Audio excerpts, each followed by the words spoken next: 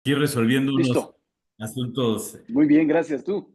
Bien, muy bien, muchísimas gracias Técnicos. y a todos se han estado empezando a incorporar y pues siendo ahí resolviendo unos problemas técnicos, pero te agradecemos mucho, Jorge, la bienvenida a esta tu casa, a la INA. Me da mucho gusto saludarte y volver a coincidir contigo y pues para toda la membresía, quisiera platicarles a todos un poquito de la semblanza de nuestro invitado del día de hoy. Jorge Gordillo es economista por la Universidad Panamericana y cuenta con más de 25 años de experiencia en análisis económico, tanto del sector público como en el sector privado, y cuenta con más de 15 años de experiencia en el análisis de mercados financieros. En los últimos años que laboró también como funcionario público, donde tuve la oportunidad también de colaborar con Jorge, yo en lo personal, fue asesor económico del secretario de Economía, lo que le permitió conocer el comportamiento sectorial a nivel industrial y así como de sus principales problemas estructurales del país. Actualmente, Jorge Gordillo es director de análisis económico y bursátil de Cibanco y es el Chief Economist y es consultado, pues prácticamente últimamente, Jorge, has sido referencia para el sistema financiero, para brindar opiniones sobre la economía, el movimiento de los mercados. Activamente te vemos constantemente en la radio, en la televisión, eh, eh, parte de los como comentarista financiero en distintos medios. Y bueno, pues es un privilegio para la INA. Y primero, pues darte la bienvenida. Esta es tu casa. Y sobre todo la pertinencia de este momento, de este viernes en especial.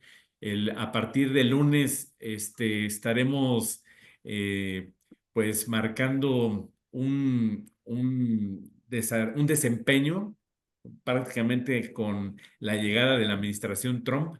Este, la economía, prácticamente todo el mundo está esperando este próximo lunes los efectos y por supuesto la industria de automotriz y en particular de autopartes, pues te agradecemos porque creo que ante los anuncios que se están previniendo ante una firma inédita de casi 100 órdenes ejecutivas que se prevé que el presidente Trump firme, el impacto, pues tendrá un impacto en los mercados. Y ya de por sí, lo que queríamos también comentar contigo, pues las empresas hoy en día necesitan este, tener un análisis mucho más profundo a adicionar a estas externalidades que se están presentando a la desaceleración económica que ya se preveía para el 2025. Entonces, el ambiente de negocios pues necesita información puntual, y qué mejor que nos pudieras dar un panorama de lo que se avecina a partir de este próximo lunes, que sí, será importante conocer el impacto económico de la llegada del presidente Trump y todo el desempeño que ustedes visualizan para el 2025 y que nos ayude a nuestras empresas del sector a tomar mejores decisiones. Te dejo, Jorge, ahora sí que todo el webinar a tu disposición y te reitero la invitación aquí a tu casa, la INA. Muchas gracias, Gabriel. No, muy contento de recortarnos después de tantos años. Eh, Contento de estar con ustedes. Siempre para nosotros es un placer poder plasmar cómo vemos las cosas, ¿no? Desde nuestra trinchera. Las cosas están complejas, están muy interesantes.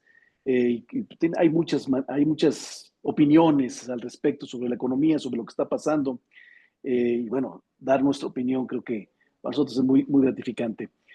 Claro, ponernos a las órdenes y preparamos una pequeña presentación, un poco para ilustrar un poco el contexto y la idea de cómo vemos las cosas y podemos ir así lo te parece, eh, hacemos un rápido, un rápido recuento y dejamos un espacio para platicar o preguntar o discutir algunas cosas en específico, o si lo prefieren, en cualquier momento me pueden No, interrumpir adelante, ahí vamos captando las inquietudes, las preguntas en el chat y al final de tu presentación vamos a ir desahogando en las preguntas que nos vayan llegando en el mismo chat. ¿Sí? Perfecto, entonces empezamos entonces. A ver, Adelante. aquí está. Muy bien. Bueno, decíamos, preparamos algunas láminas. Eh, Normalmente a principio de año es buen momento, creo yo, creemos nosotros, para eh, no solamente plantear cómo se ven las cosas económicas en el futuro próximo, en el futuro de más medio plazo, sino dar un contexto rápido, cómo nos agarra en el mundo en general, ¿no? Y porque eso también es muy relevante en las decisiones que va a tomar el país o en las decisiones que van a poder pasar en la economía mexicana, porque somos ya una economía muy integrada al mundo y claramente tenemos mucha influencia sobre lo que está pasando. Y bueno, lo que vivimos últimamente es la última corrección de la OCDE sobre la perspectiva, cómo está viendo el mundo en cuanto a crecimiento económico.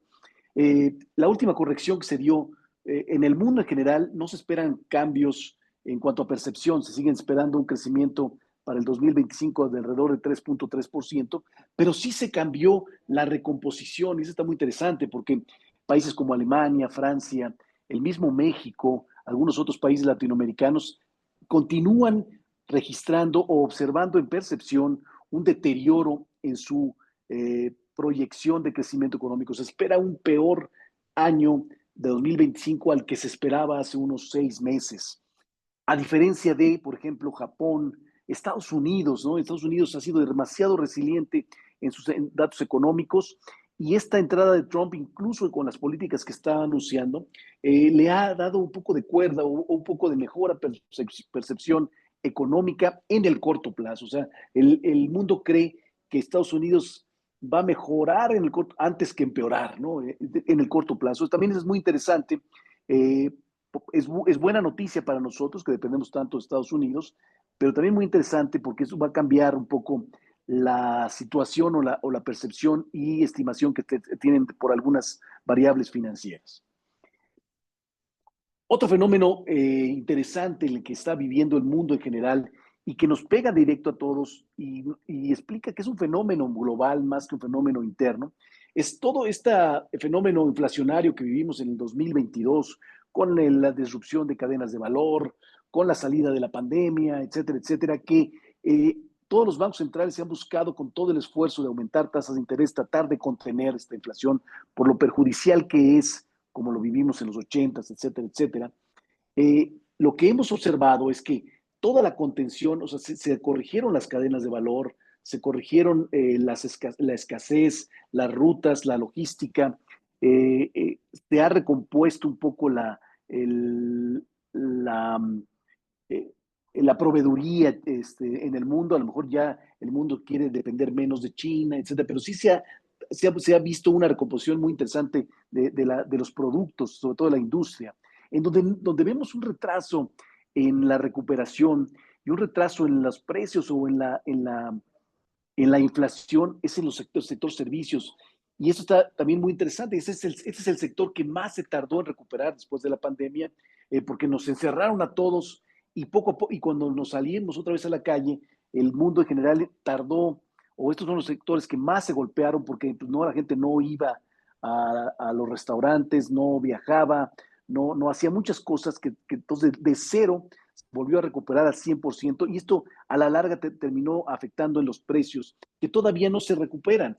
En el sector inmobiliario, por ejemplo, todavía está demasiado golpeado por el aumento en las tasas de interés y en otros sectores, por ejemplo, el sector de aeronaves, el sector de transporte en especial, por ejemplo, estos servicios van a tardar más tiempo de lo que quisiéramos escuchar en corregirse. Entonces, la inflación que ya parece que está contenida en el mundo, en el último trecho, en el último espacio para lograr la meta de los bancos centrales, está pareciendo que no la va a alcanzar. O sea, estamos como que condenados o cambiando perspectivas a que las inflaciones van a ser en el mundo más altas de lo que vimos previo a la pandemia.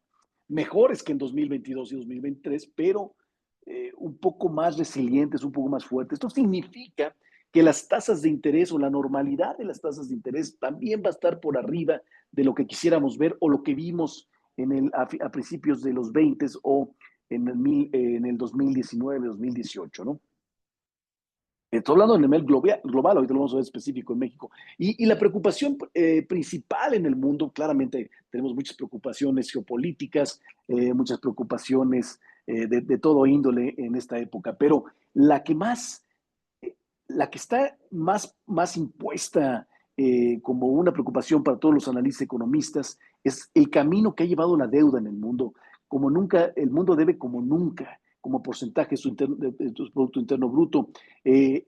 Los países de la OCDE, los países desarrollados, tienen casi 110% del PIB de su deuda. Los países emergentes ya están alcanzando casi el 60% el promedio del PIB de su deuda. Y la preocupación aquí no es tanto el nivel, sino la tendencia y el camino. No hay unas condiciones políticas o condiciones económicas que nos permitan ver que esto se va a revertir. O sea, Estados Unidos no tiene manera de decir voy a bajar mi deuda, voy a cambiar mi estructura, voy a buscar gastar menos. No, la situación está tan compleja que necesitan gastar más.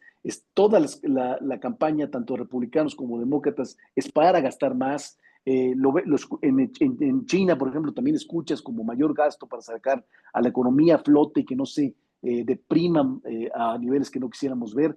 Todos los países desarrollados no tienen hoy condiciones para cambiar esta tendencia. Entonces, esto es insostenible. No significa que vaya a tronar el año que entra o en 2 o en 5 años. Significa que el camino al que lleva la deuda cada vez nos pone en un país, en un mundo más riesgoso y cada vez con más burbuja, que efectivamente en algún momento puede generar algo que no que no quisiéramos escuchar y alguna reestructura que se va a dar, ¿no? Entonces, claramente es una preocupación que debe estar contemplada en cualquier planeación. Y por supuesto, aquí la OCDE tiene un índice de incertidumbre y bueno, muy curioso porque la incertidumbre que hay en el mundo es sobre la entrada de Trump al poder, sobre todo en sus temas comerciales, sus temas de comercio exterior, están más preocupante que nunca, incluso peor que lo que vivió o lo que se tenía de preocupación en 2017 en su primer mandato. El mundo en general cree que Trump tiene más argumentos, más poder como para afectar al comercio exterior en términos generales en el mundo, ¿no?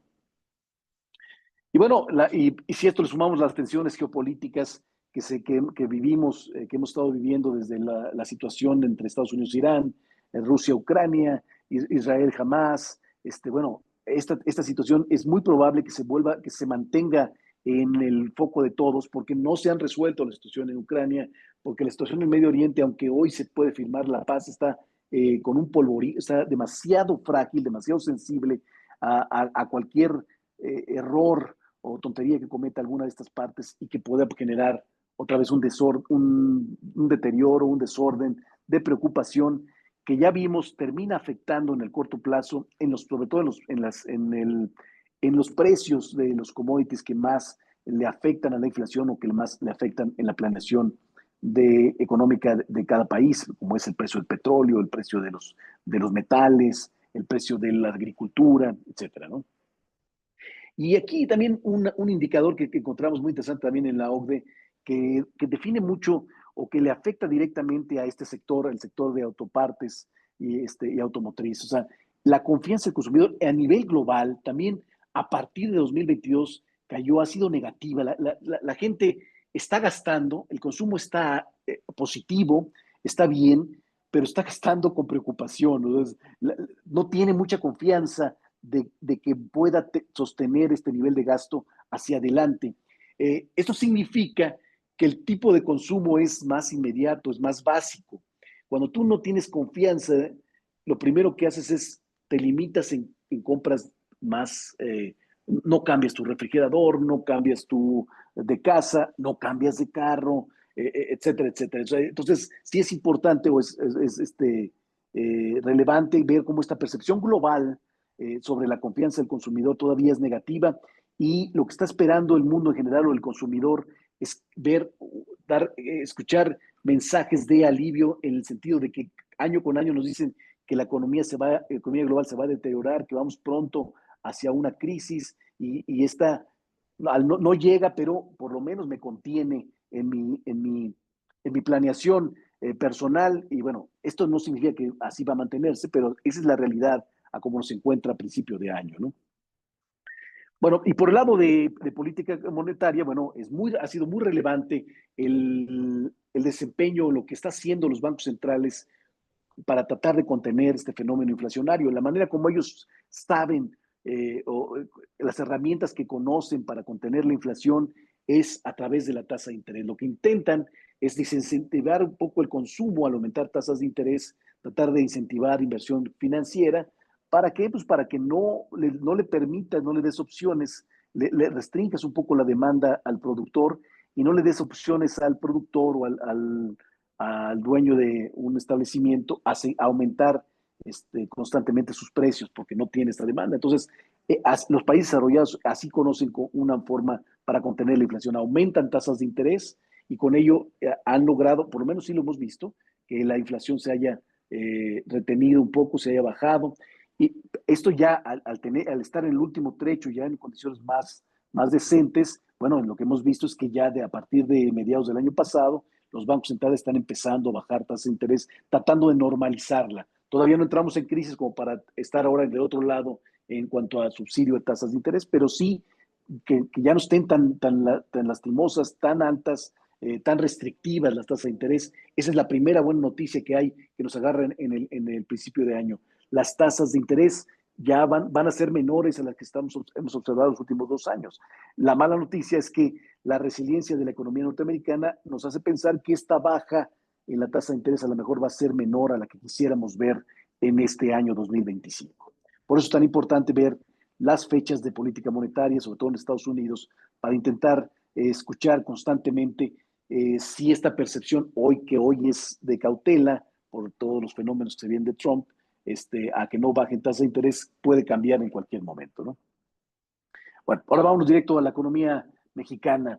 Eh, Creo que vale la pena ahorita hacer una visión del indicador mensual de la economía mexicana, por eso agarramos el IGAE del INEGI, que es una medición mensual del PIB, más o menos, una estimación mensual del PIB, un proxy, ¿no? Y ¿por qué la agarramos mensual? Porque aquí sí se nota muy claro, si agarramos un índice desde 2023, que veníamos de una recuperación bastante fuerte, bastante optimista en 2023, por este rebote que vivimos de la pandemia, se aceleró el consumo, vimos una fuerte atracción de inversión, sobre todo en la construcción, en construcción de infraestructura, por todo este fenómeno del nearshoring, es construcción de ciertos proyectos públicos, perdón, de la administración pasada.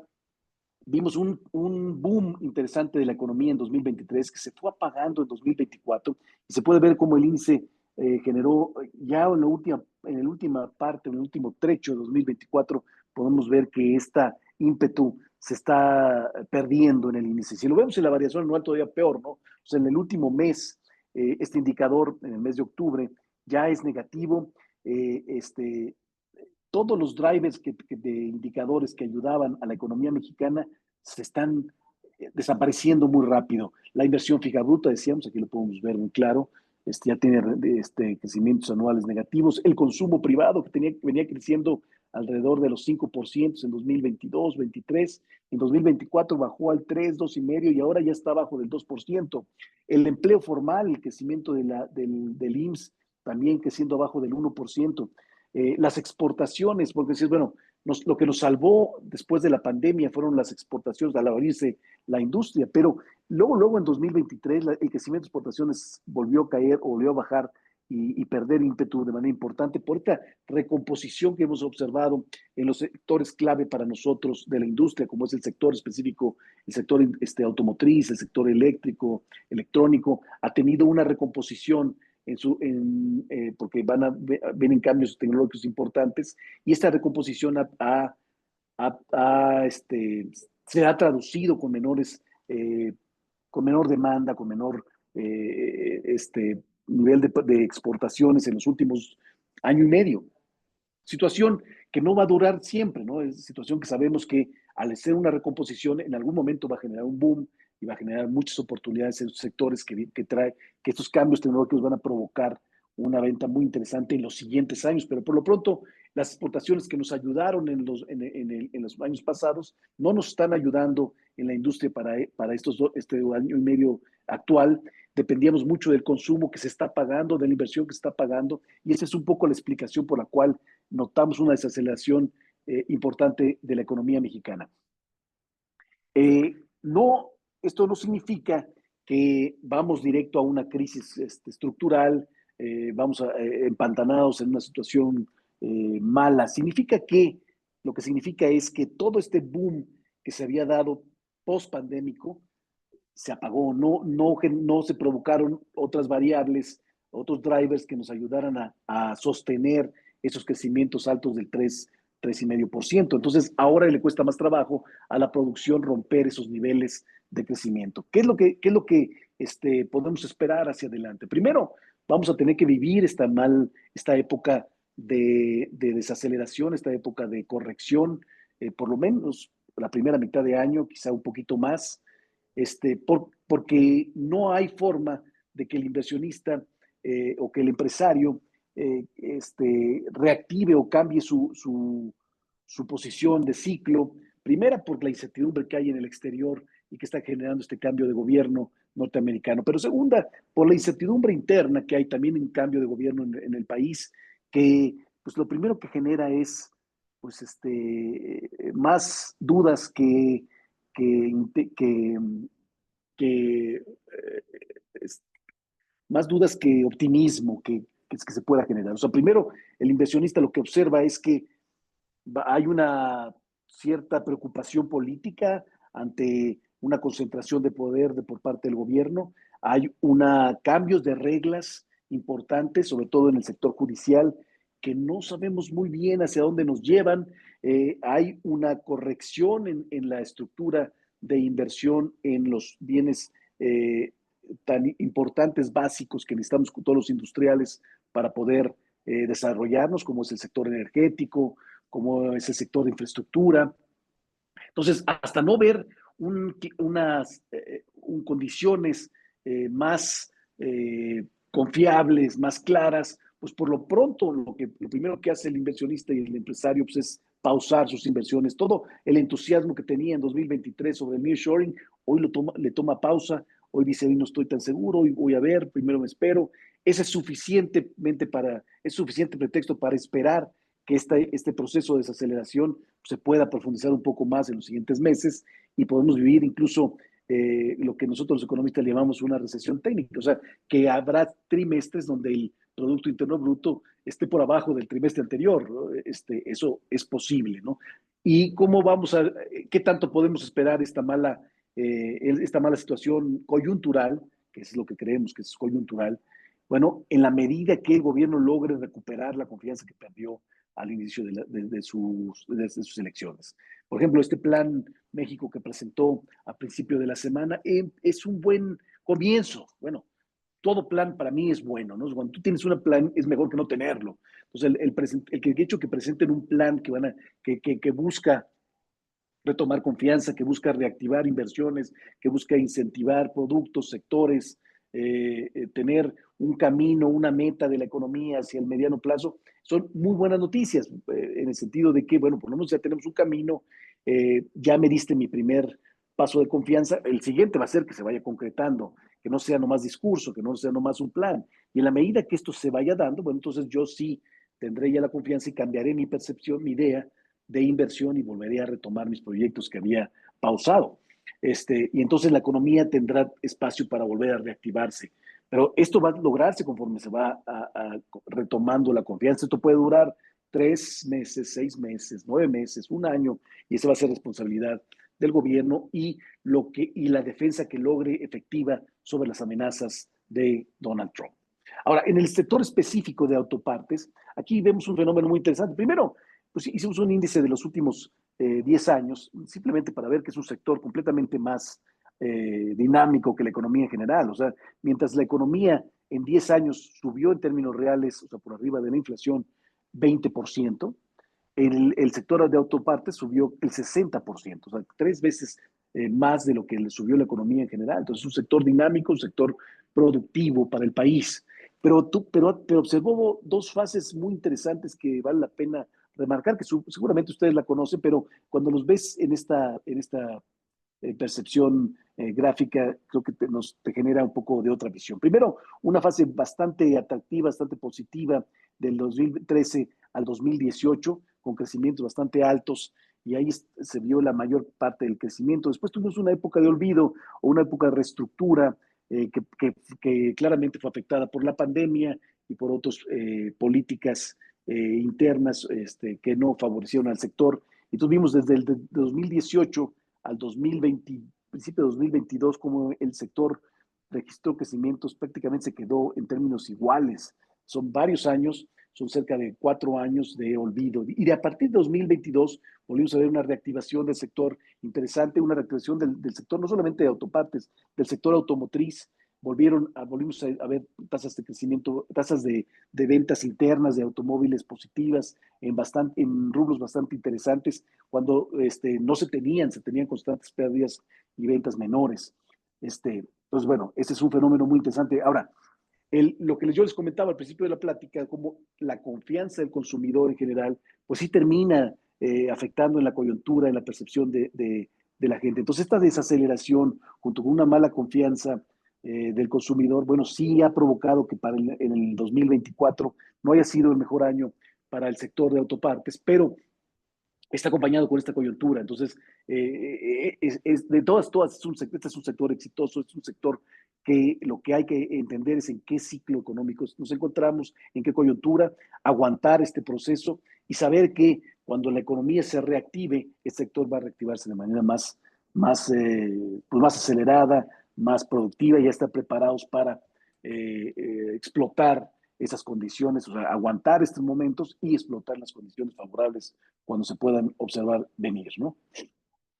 Eh, Esta también son seguramente, lo sacamos de INEGI, pero bueno, seguramente es información que le tienen muy bien ustedes, pero ya es muy ad hoc a lo que está pasando actualmente, porque la amenaza o la preocupación principal y el ataque directo que nos ha dado Donald Trump en campaña es diciendo, hemos estado observando que las empresas chinas están entrando al sector automotriz y se quieren fabricar para poder producir o para meter insumos en la industria termine entrando a Estados Unidos. Y eso no lo vamos a permitir, no vamos a permitir la construcción de fábricas chinas en este sector, bla, bla, bla. Ese es como que su discurso.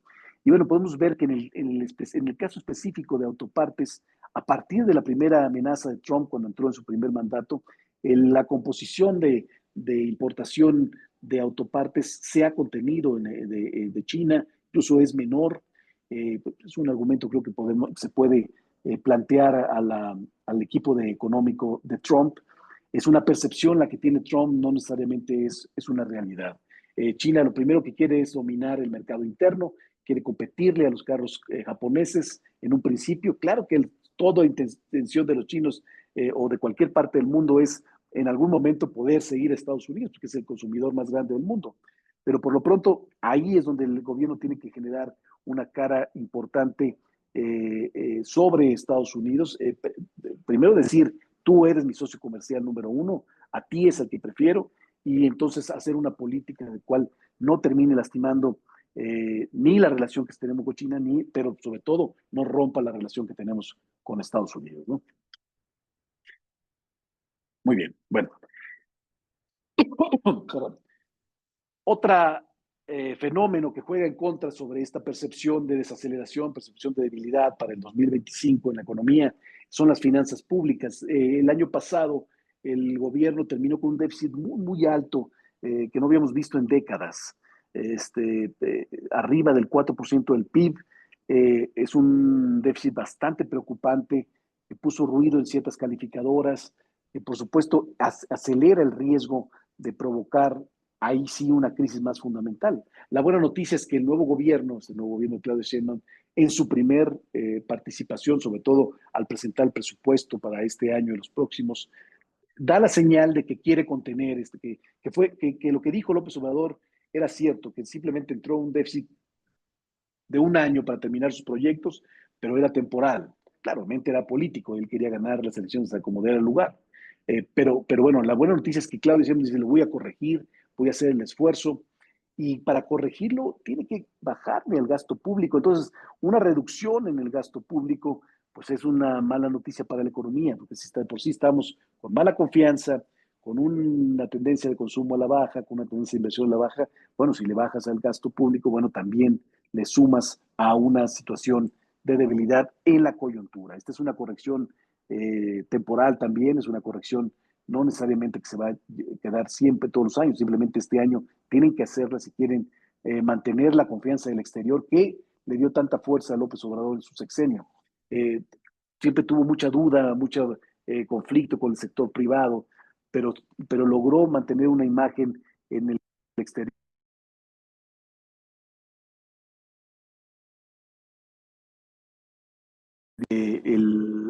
Los sectores, las variables financieras se mantuvieron en orden, se mantuvieron bastante positivas, como es el caso específico del tipo de cambio. Las calificadoras en general, este es nomás simplemente un cuadro para decirles cómo estamos parados, pero en general este es otro riesgo importante que se viene para la administración. O sea, lo que quiere la administración nueva, la administración pública, es dar confianza en todos los sentidos, corregir esta situación de finanzas públicas, va a tratar de no gastar más de lo que ingresa, y esa va a ser su tónica. En la medida que lo consiga, que convenza, las calificadoras se quedarán ahí. Pero en la medida que haya dudas, que no lo logre, las calificadoras empezarán a hablar, empezarán a bajar, y no.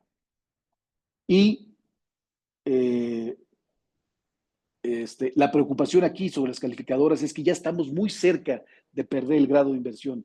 ¿Y qué significa perder el grado de inversión? Bueno, que todo el financiamiento estructural, sobre todo del gobierno, y de ahí hacia el sector privado que se viene, pues sea más caro, sea más complicado, y con esto nos complique más un proceso o una expectativa de mejora hacia los próximos años, ¿no?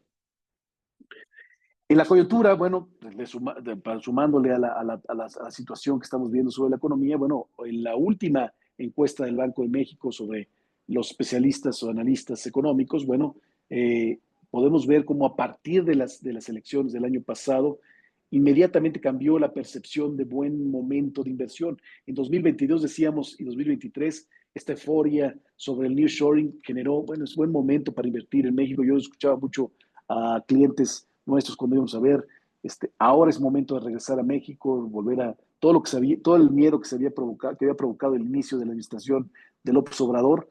Para 2022-2023 se había revertido, estábamos como muy contentos, situación que se fue complicando hacia 2024 y se revirtió de manera importante en la segunda parte de 2024, ¿no? La buena noticia es que parece que toda esta mala impresión empieza a generar pues, cierto cambio de tendencia. Todavía estamos en una percepción defensiva, todavía estamos un poco negativos, pero no tanto como estábamos hace un par de meses, ¿no? ¿Cómo se va a mejorar? Va a depender mucho, decíamos, de la defensa que se logre sobre las amenazas de Trump, de la efectividad que se consiga dar y la imagen que se consiga dar el plan de negocios o el plan México que está presentando el gobierno. Y bueno, que nos empiecen a convencer que todos los miedos que tenemos sobre los cambios constitucionales que están haciendo no tienen como primer objetivo concentrar el poder, sino que tienen objetivo de cambiar y hacer una agitación a como se venía haciendo las cosas antes y que esa simple agitación genere mejoras hacia adelante. ¿No? Si nos convenzan eso, bueno, entonces a lo mejor podremos ver una reactivación en la industria, en la confianza. Por lo pronto todavía es negativo. En cuanto a la inversión extranjera directa, también es un fenómeno muy interesante porque efectivamente la inversión ha mejorado de manera significativa.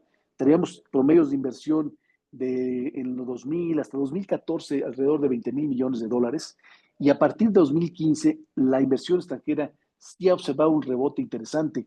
De 2015 a la fecha ya están entrando alrededor de 35,000 millones de dólares constantemente anuales a nuestro país. Es una cantidad pues, pues, casi en un 50% mayor a la que se tenía antes. Esa es una muy buena noticia. La mala noticia es que estamos en un momento, como nos ha pasado antes, muy atractivo para el país. O sea, el mundo se está cambiando, se está reestructurando, hay mucho cambio tecnológico, la industria no quiere depender tanto de insumos chinos y México se pinta solo para poder ser una alternativa de atracción de inversión, de proveeduría, de nuevos productos industriales, etcétera, etcétera. Tiene condiciones suficientes como para levantar la mano como número uno. Pero ya pasaron 3, 4 años y no hemos visto un boom, el boom que necesita este país o que debería ser evidente como para decir, sí, efectivamente México está viéndose beneficiado o ganado en este nuevo fenómeno. No hay no hay una plan importante ni del sector público o efectivo, a lo mejor sí lo hay, pero no efectivo, ni del sector público ni del sector privado, para aprovechar al máximo este fenómeno que tiene también una fecha de caducidad, no va a ser para siempre, no eres el único que es atractivo, todos los países del este asiático están completamente en competencia, van a tratar de ser una competencia directa sobre México, al países centroamericanos, sudamericanos, o sea, no hay, tenemos las mejores condiciones, pero no lo estamos aprovechando como se debería. Deberíamos estar atrayendo inversión de por lo menos de 60,000 millones de dólares que no se ve, ¿no? El gobierno nos ha dicho que hay mucho proyecto en el escritorio, que se vienen buenas inversiones, pero no las vemos capitalizadas hasta este momento. Y no solo eso, en las nuevas inversiones, incluso hemos visto bajar, ¿no? Eh, la buena noticia es que las viejas inversiones está incluido el sector automotriz. El sector automotriz, como de lugar, sí ha sido de los sectores que más ha aprovechado esta nueva condición, esta nueva situación de contenido regional, de contenido de mayores insumos, pero en general no lo hemos aprovechado como se debería. Para el sector financiero, aquí comentábamos al principio, para el mundo en general, bueno, que ya decíamos que ya estamos en un ciclo de normalización de tasas de interés, que van a bajar las tasas de interés. Oye, ¿por qué si están las cosas tan complicadas, tan malas? Bueno, van a bajar porque la inflación ya bajó. Entonces ya deberían de normalizarse las tasas. Aquí la preocupación que hay es que el último tranche de inflación parece que no, que se va a quedar un tiempo más de lo que quisiéramos. Entonces la normalización no va a llegar a como la quisimos ver o la queríamos ver hace algunos meses o hace algunos semestres. ¿Qué significa este tipo de normalización? Bueno, para Estados Unidos, una tasa de interés del 3% sonaba muy bien que se alcanzara en este o el próximo año. Sin embargo, la percepción o las amenazas de aranceles, más la resiliencia de la economía, más la complicación de que baje los precios del sector servicios, pues a lo mejor ya nos ha hecho pensar al mercado y a nosotros de que a lo mejor la normalización le va a dificultar a las tasas norteamericanas pues bajar del 4%, quizás se queden en el 4,5%, tasas que no veíamos en mucho tiempo atrás, ¿no? O sea, yo más les recuerdo, hace 15 años la normalización de las tasas en Estados Unidos estaba alrededor del 2,5%, abajo del 3%. Entonces, tasas de 4,5%, pues son tasas, es un financiamiento más caro del que se ha tenido que acostumbrar el empresariado. Esto traducido a México, ¿qué significa?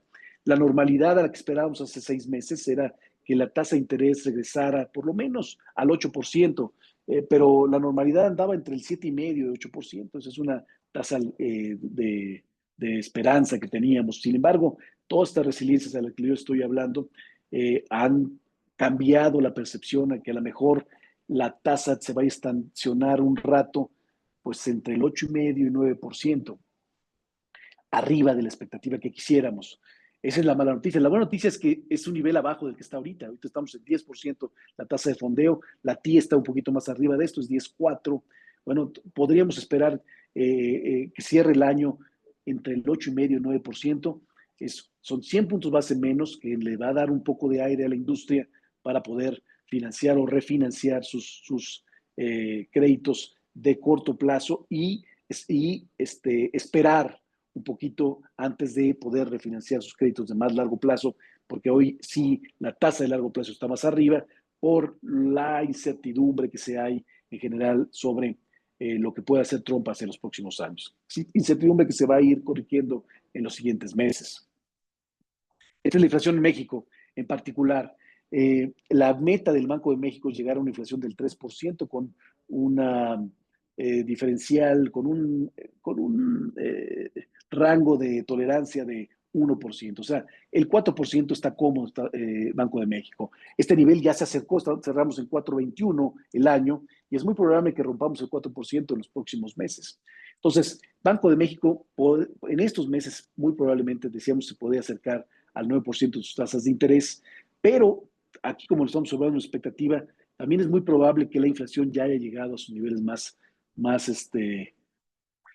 bajos y que volvamos a rebotarnos hacia el 4%, nos quedemos ahí por un rato. Esto significa, con lo que decíamos anteriormente, que las tasas no van a bajar como quisiéramos ver, al menos que hagamos en una crisis más profunda, sobre todo en Estados Unidos. Muy bien. Esta es una gráfica que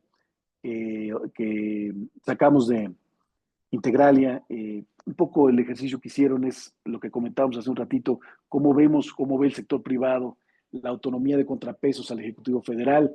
Y esta es una de las preocupaciones que tiene también el sector privado en su toma de decisiones de inversión, que lo ha frenado, ¿no? Lo que ha notado es que del 2023 al 2022, bueno, casi todos estábamos en verde antes de la entrada del López Obrador. Entró mucha preocupación a la entrada.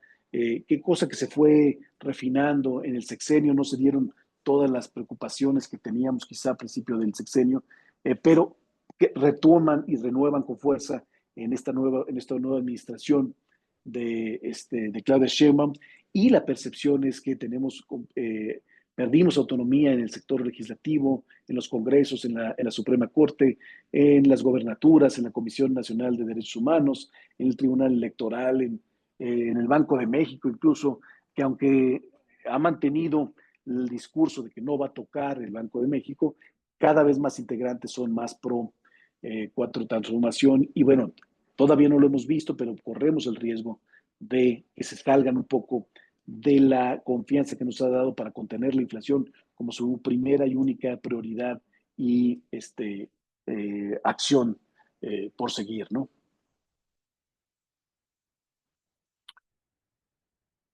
Muy bien, bueno, en cuanto a gobernanza, bueno, lo que se viene aquí es las elecciones para los jueces a mediados de año. Y bueno, lo que observamos también es una dificultad o una debilidad estructural en la percepción y lo que se puede venir para el sector judicial. Pues, en específico, va a ser muy complejo. A todos nos van a poner en un ejercicio muy, muy complicado. Nos van a hacer ir con menos casillas, con menos presupuesto. Nos van a sentar casi media hora a hacer votaciones de miles de personas que no conocemos, y el ejercicio luce muy, muy retador, muy, muy complicado.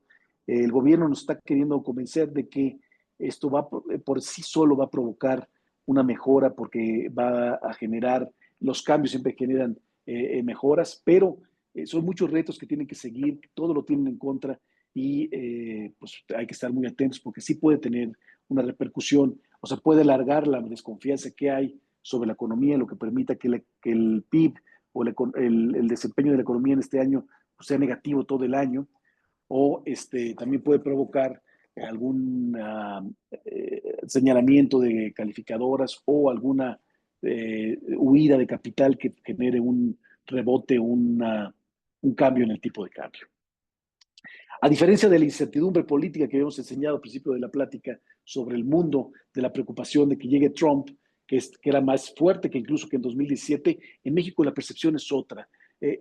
Sí ha aumentado la preocupación, pero principalmente aumentó por la victoria de Claudia Sheinbaum y lo que ganó Morena en su poder en el Congreso y la capacidad que tienen para poder hacer cambios constitucionales y cambiar reglas en contra de algunos negocios. Esa fue la preocupación que le dio principalmente, pero ya debería estar incluida la percepción y la preocupación de aranceles o de políticas que Trump ha amenazado directamente sobre México. El hecho de que este nivel esté todavía por debajo de 2017 nos hace pensar que en general la percepción que hay del empresario, de los analistas, es de que hay que estar con cuidado, hay que tener cautela, pero que estamos en mejores condiciones que el mundo, que China, que Europa, para negociar y para contener esas amenazas como lo vimos quizá en 2017. Y yo coincido con eso, o sea, sí somos en su discurso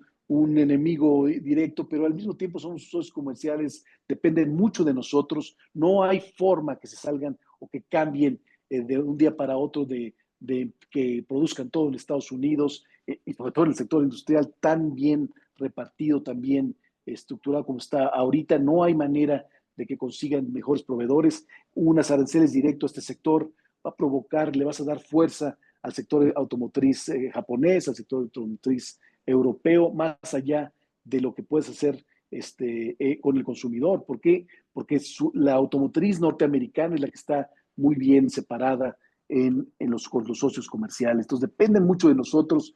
Eh, la, lo que uno percibe es que esta amenaza, esta situación nos va a traer más fortaleza, nos va a traer más unión y nos puede generar más atractivo de inversión en el mediano plazo. No vamos a salvarnos de la tormenta, no nos vamos a salvar quizá de aranceles, vamos a pasar aceite en los primeros meses de la administración de Trump, vamos a estar muy defensivos, esto puede provocar que se atrasen algunos proyectos de inversión, pero sí creo que por la posición en la que nos encontramos, por la dependencia y necesidad que tienen con nosotros, terminará siendo mejoramiento con respecto a la posición que tenemos con otros países estas amenazas, ¿no? O sea, en términos relativos, nos debería ir mejor si hacemos las cosas bien. En específico, ¿cuáles son las imposiciones o las preocupaciones y riesgos que tenemos? Bueno, no tenemos conocimiento de qué tipo, qué grado, qué duración de medidas arancelarias nos va a hacer. Eso es suficiente para estar a la alerta de la defensiva y no hacer nada. Pero bueno, queríamos, y el problema es que lo que sí hay que hacer es nuestra tarea. O sea, sí hay que seguir, exigirle al gobierno que el plan que nos dio en la semana se cumpla, que sentarnos, que genere un mayor diálogo con el gobierno, generar mayor diálogo con los empresarios norteamericanos, con los empresarios canadienses, nosotros hacer nuestra tarea y no depender a ver a qué diga Trump y ponernos en su agenda del día a día, porque Trump mismo, el único que sabe qué va a hacer Trump es Trump y sabe cuál es su verdadera intención. Entonces, sí hay que estar flexibles, sí hay que estar a la defensiva, pero no depender, que nuestras acciones no sean a ver a cuando diga algo, ¿no? Como reactivas totalmente, sino que hay que prepararnos a momentos complicados, pero esta preparación apuntando a que nos genere más, que nos provoque un acuerdo todavía más fuerte, más sólido de cara a los años que se vienen y al cambio tecnológico importante que se merece, ¿no? Volatilidad financiera y depreciación, no nos vamos a salvar de esto.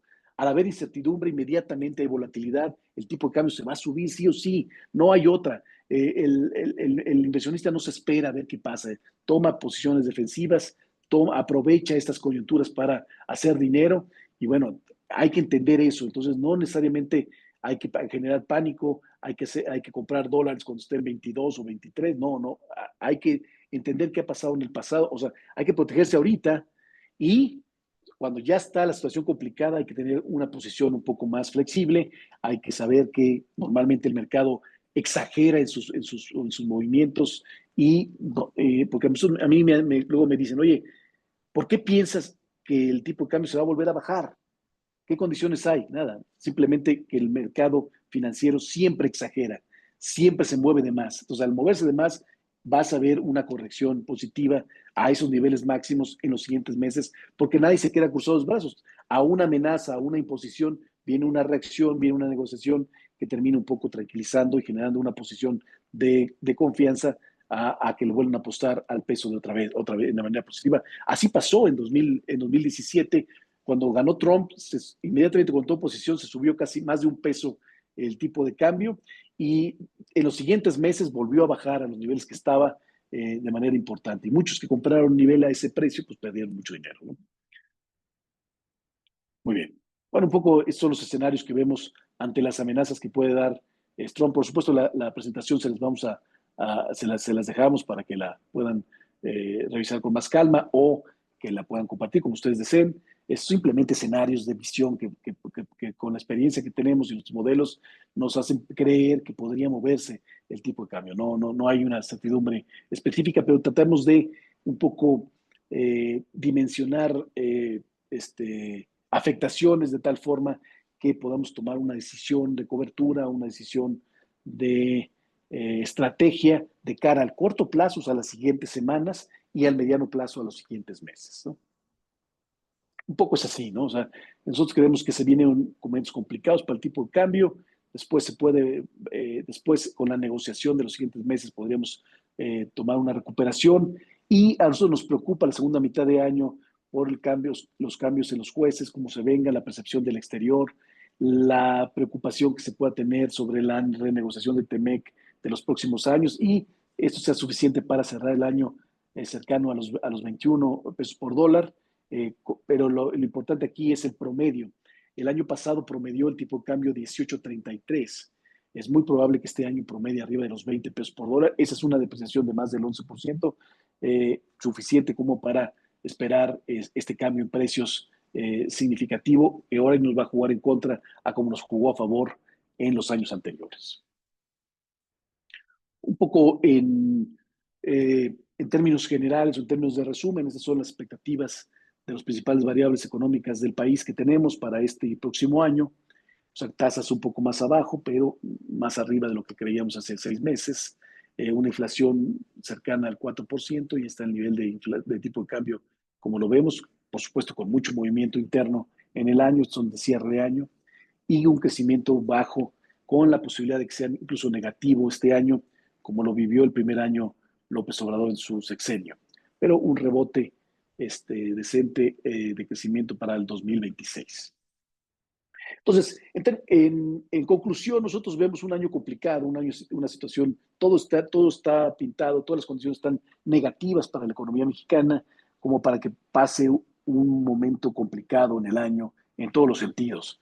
La buena noticia es hacia adelante, o sea, todavía hay la esperanza de que las cosas mejoren. Creo que hay condiciones como para esperar un buen aprovechamiento industrial con los cambios tecnológicos que se vienen, con los cambios, reestructuras que hay en la industria, suficientes como para esperar mejores años hacia adelante. Bueno, todo por supuesto de la mano con que no se vuelvan loco el gobierno o no terminen afectándonos o peleando directamente con Estados Unidos.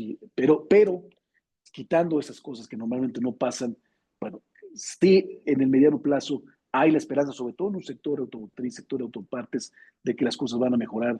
Hay una esperanza importante que hay que apostarle, hay que trabajar mucho, pero sí hay, creo que, luz en el fin del túnel para esperar cosas mejores. Aguantar este año complicado, aprovechar el año para reestructurarnos, para invertir, para hacer las cosas mejor, para ser más fuertes, de cara a lo que se viene, porque aparentemente Trump tiene la amenaza, amenaza con que lo que le preocupa es que los chinos le venden más barato y han destruido la industria. Ese es en el aparente, ¿no?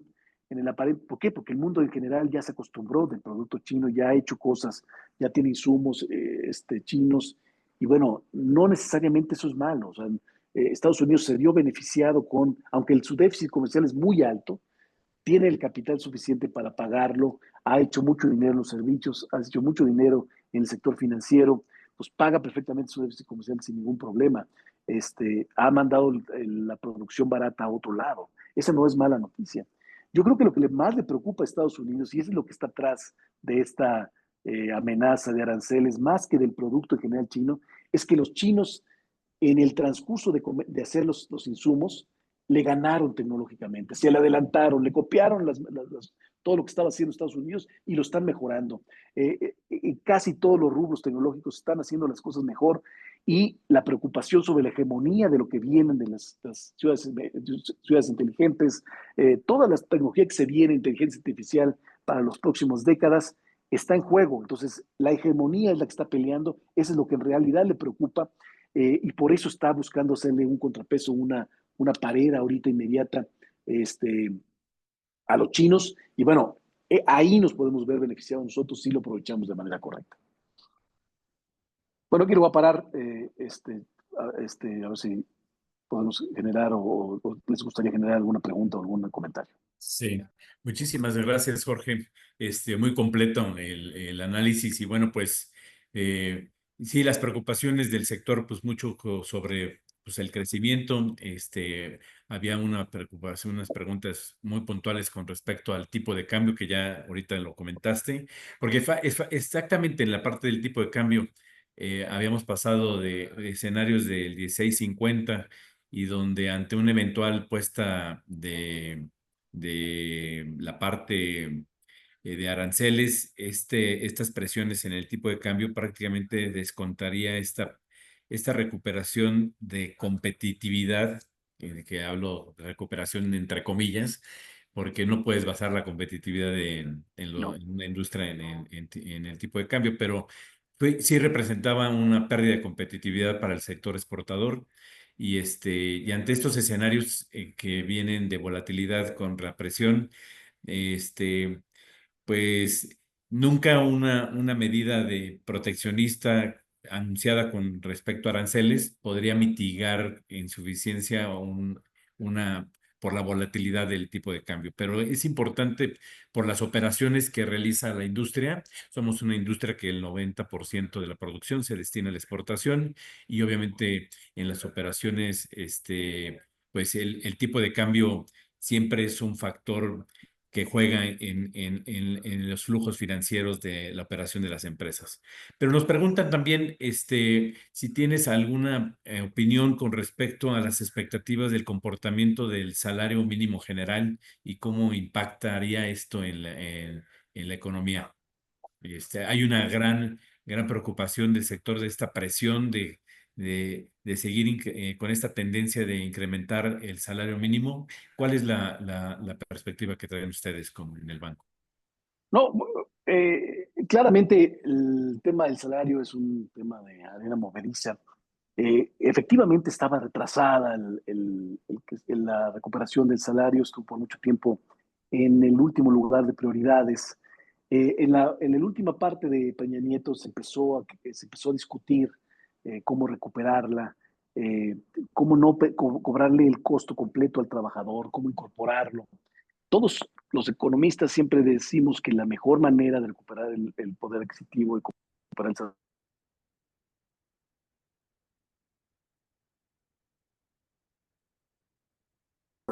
y no necesariamente tiene que ir de la mano una con la otra. Entonces, sí venía retrasado. Ahora, la preocupación es real, la que dices, bueno, ¿hasta dónde? Ya ahorita ya me pega, ya el costo laboral ya me está provocando, pues que ya me saque de un poco de contexto, que haga otras cosas, sí. Efectivamente, ya la situación de los últimos años o este último incremento nos genera cierta preocupación, tanto inflacionaria como de competitividad.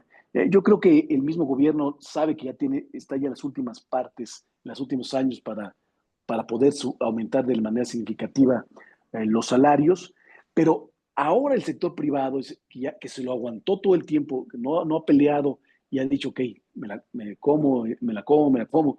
Ahora es cuando tiene que exigir al gobierno y decir, bueno, ahora me toca a mí que me apoyes. Todo el tiempo ha sido apoyo en contra de las empresas en los últimos años. No subes la electricidad, me subes el costo laboral, me subes, no me mejora la seguridad. O sea, todo va a mi costo. Ahora, quieres que le urge al gobierno un mayor crecimiento, le urge al gobierno una recuperación para poder sostener sus programas sociales, para poder sostener sus finanzas públicas.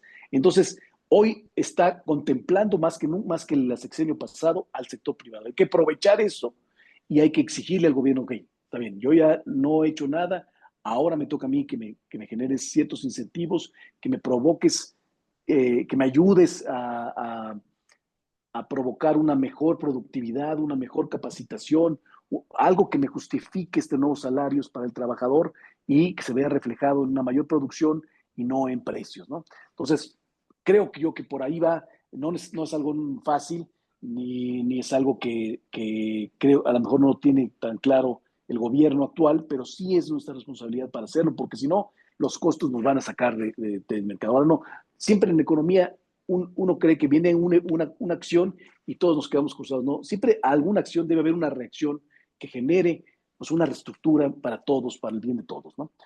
Y en cuanto al tipo de cambio, es muy importante decir que hoy no es reflejo de salud de la economía, es un precio, es una oferta-demanda y hay que entenderlo.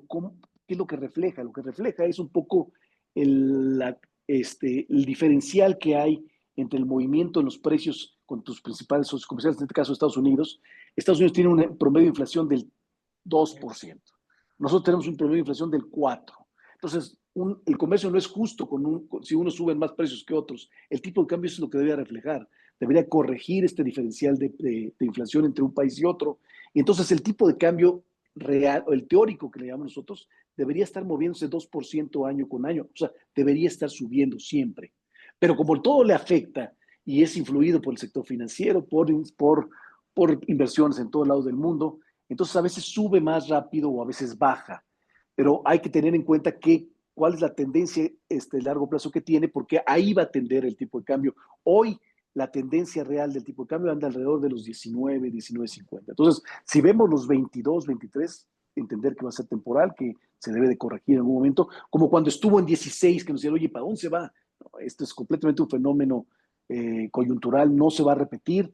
Aprovechan si eres importador, porque en cualquier momento se va para arriba. Así pasó. Ahora, ¿cuándo? Ese no lo sé, ¿no? Esa es la pregunta del millón y esa es la pregunta de que no se puede contestar, simplemente entender cuando estás en un momento coyuntural o un momento más de largo plazo. Ok.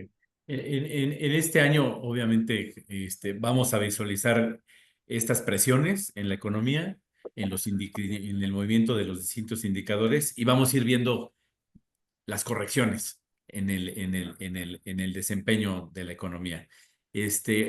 Nos preguntan, por último, en esta primera webinar que hacemos contigo, el tema de seguridad, este, es, tiene ahorita un peso en las expectativas, en la afectación de las expectativas, o se lo está absorbiendo ahorita los temas de la reforma judicial, la próxima elección de jueces, ahorita la llegada de Trump, los preparativos hacia el TEMEC, pero el tema de seguridad hoy perdió peso la afectación en el desempeño económico o qué peso juega aquí el tema de seguridad. No, el tema de seguridad es muy, muy importante. La industria le ha afectado de manera significativa. Está cada vez más en los rubros de importancia, está ocupando los primeros lugares en los últimos 6 años. Es muy importante. Claramente nos distrae Trump y nos distrae por momentos como alguna amenaza que tenemos todos que voltear. Esto nos sirve pues para ya tenemos un tema en común con el sector público, ¿no? En esto sí estamos de acuerdo, bueno, hay que agarrarlo y hay que aprovecharlo, ¿no? La amenaza de Trump. Pero la seguridad no hay que sacar el pie de la reclamación, hay que constantemente decir, esta es mi prioridad, esto tienes que mejorar sí o sí, porque completamente limita mi inversión, completamente limita mis planes para el futuro. La buena noticia, creo yo, o sea, independientemente si cambiaron de pensamiento esta nueva administración, o si es mejor o no, o es más de lo mismo, probablemente sí, pero la buena noticia es que, por ejemplo, el plan que enseñaron a principio de semana, estos temas sí están en el renglón. Entonces, aprovechando que sí están, pues hay que darle seguimiento, hay que decir, bueno, ¿qué estás haciendo? Dijiste que ibas a mejorar esto, ¿qué estás haciendo al respecto? Porque sí en el plan está una mejora en el sector eléctrico, en el precio de la energía. Bueno, ¿qué estás haciendo al respecto? No es la que yo quiero, ni la que debería ser a lo mejor, pero sí, sí está en el plan. Sí está en el plan una mejora en la seguridad, tienen un plan para mejorar la seguridad, a diferencia del sexenio pasado que estaba completamente en el olvido. Sí hay un plan en infraestructura, sí hay un plan en incentivos fiscales para la atracción de inversión, sí hay un plan, por lo menos hay algo diferente al sexenio pasado que hay que tomar y hay que exigirle. No hay que, o sea, por supuesto no le creemos, ¿no? Pero sí, por lo menos al haber un plan, bueno, es un paso de confianza que hay que seguir, darle un seguimiento y exigirle a la autoridad que lo cumpla para la medida que quieres que yo siga invirtiendo, quieres que yo siga empleando, bueno, cúmpleme esto por lo menos, ¿no? Jorge, pues muchísimas gracias. Ahí ha habido otras consideraciones ya muy puntuales, la parte específica de la parte salarial, de cómo vemos el incremento porcentual específico para el sector de autopartes, que lo vamos a tener la oportunidad en nuestro comité laboral en el próximo webinar, que estén atentos. Y bueno, pues agradecerte, Jorge. Creo que la exposición fue muy completa. Creo que reafirma mucho, aclara también las dudas y reafirma mucho, decisiones que estamos tomando en la industria, las distintas empresas y socios y consejeros, en las previsiones internas que cada empresa está realizando. Coincidimos perfectamente en esta situación de un año de mucha incertidumbre, pero que finalmente vamos a ir viendo correcciones. No olvidemos que también estamos también en un gobierno que ha anunciado nuevas políticas, hay una apertura, hay un diálogo, pero ahora creo que no lo vimos en la pasada administración. Creo que hay buenas expectativas y entonces como sector privado tenemos que aprovechar para hacer exigencias, hacer planes colaborativos que alineen y que refuercen estos planes anunciados y ir de la mano con la narrativa, de esta narrativa que no escuchamos 6 meses, 6 años anteriores. Hoy hay una nueva narrativa y que todos que tenemos que poner un grano, para ir corrigiendo, estas situaciones de incertidumbre que se van a ir generando en el año y que si finalmente lo que buscamos es que hacia el 2026 podamos recuperar un rumbo ya más, de certeza, de recuperación de nuestro crecimiento económico y bueno, seguir, pues teniendo, las decisiones, no bajar la guardia. Somos un sector estratégico, dinámico, aunque hemos perdido expectativas, no en los crecimientos como veníamos recuperándonos desde el 2022, como bien lo observas, aún así con las expectativas, hemos proyectado un crecimiento, tanto en producción como exportación, por ser parte si no dentro de los sectores, sí es el sector automotriz el de mayor dinamismo en la economía. Y seguiremos aportando. Y en el momento en que veamos alguna externalidad o algún factor, pues que nos vaya a desajustar lo que hemos comentado y que tú consideres pertinente y ya lo platicaremos, pues volveremos a tener la oportunidad ¿por qué no?, de invitarte y comentar de estas particularidades. Te agradecemos y ojalá podamos, contar con una colaboración y tu asesoría y tus comentarios. Te agradezco mucho, Jorge, la oportunidad y así Banco de dar la oportunidad también de conocerlos y sobre todo estar a la vanguardia y muy informados. Lo que necesitamos es tener información actualizada y que sea este tipo de actividades que realizamos para nuestros asociados, que ayuden a la toma de decisiones. Muchísimas gracias, Jorge. Te agradecemos. Estás en mute. Perdón, gracias a ti, Gabriel, a la orden, por supuesto. Adelante, nos vemos, hasta luego a todos.